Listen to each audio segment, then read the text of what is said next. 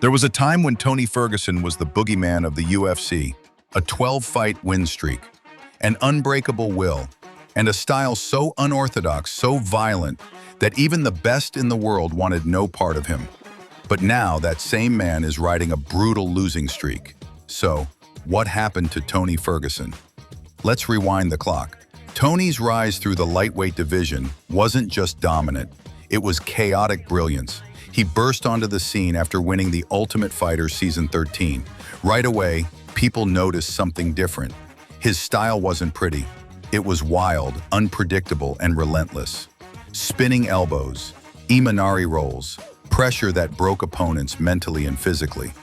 He didn't just beat fighters, he drowned them in madness. From 2013 to 2019, Ferguson stacked up 12 straight wins in one of the most stacked divisions in MMA history.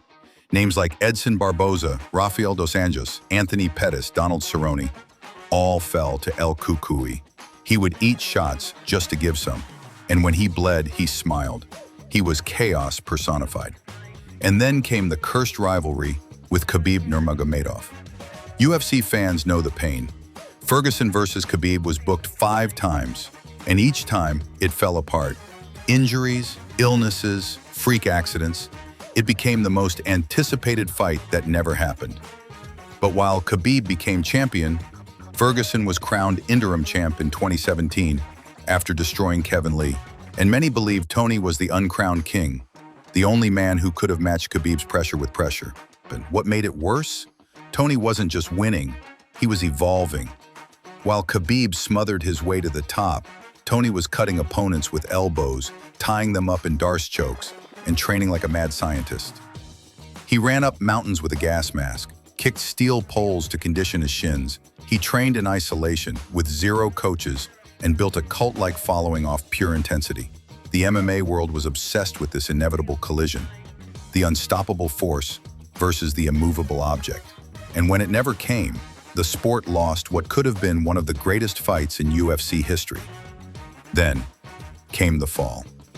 In 2020, during the peak of the pandemic, Ferguson took a short-notice fight against Justin Gaethje.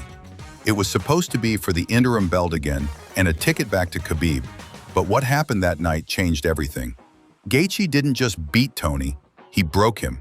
For 5 rounds, Gaethje delivered a career-altering beating. No takedowns, no chaos, just precision destruction. And since that night, Ferguson hasn't won a fight. He's gone on to lose to Charles Oliveira, Beneil Dariush, Michael Chandler, Nate Diaz, and Bobby Green.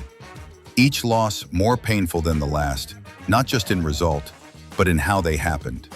He looked slower, less reactive. The chaos was still there, but the sharpness was gone. And suddenly, the boogeyman looked human. So what really happened? Age? Tony's in his late 30s, a rough age for a lightweight. Wear and tear? Absolutely. His wars, his training, even bizarre methods like shadow wrestling in the ocean or kicking steel poles, they all added up. And most of all, he was never the same after Gaethje. It wasn't just a loss. It was the kind of beating that shortens careers, and maybe took something out of Tony that night. But here's the thing. Ferguson's fall doesn't erase his rise. What he did during his peak, the madness, the win streak, the chaos. And at his best, he was one of the most feared men to ever enter the Octagon. So whether he fights again or not, Tony Ferguson's legacy is already written.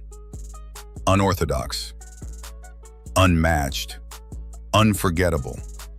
El Cucuy might be down, but in MMA history, he'll never be forgotten. I don't want to retire, I really don't, but I love the UFC and I don't want to go anywhere else. So I'm not going to put both gloves down.